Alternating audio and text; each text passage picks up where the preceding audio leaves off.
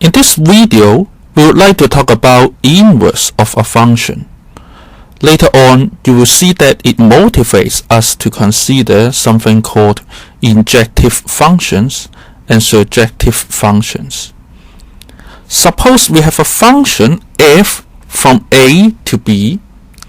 We would like to construct a function g, which is a function from b back to a, so that it is somehow the reverse process of f.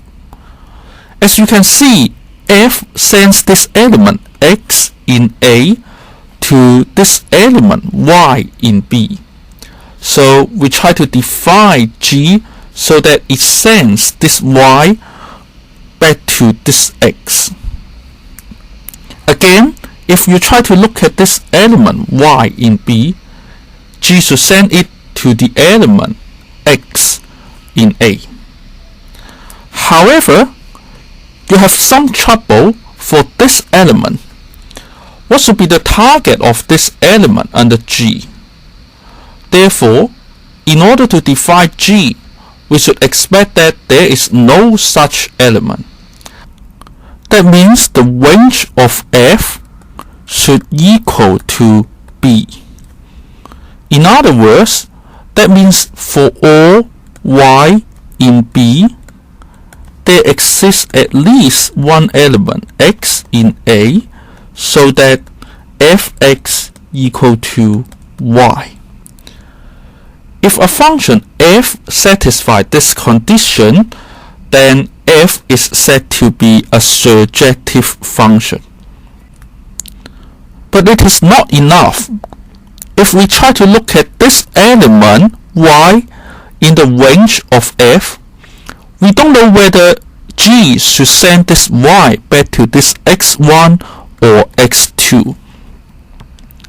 Therefore, in order to define g, we should expect that every element in the range of f should come from a single element in a.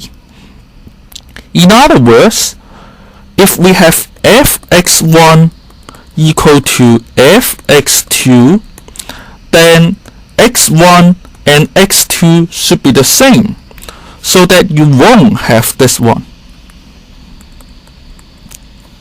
And you know that y should send back to x1 under g. And if a function f satisfies this condition, f is said to be an injective function. Now, if f is both injective and surjective like this, then it is said to be a bijective function. And we can define an inverse function g with these two properties.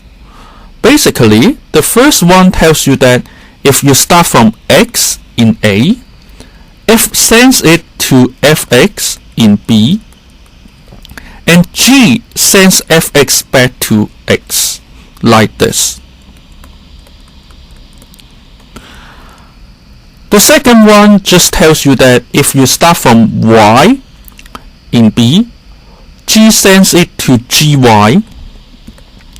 and f sends it back to y again.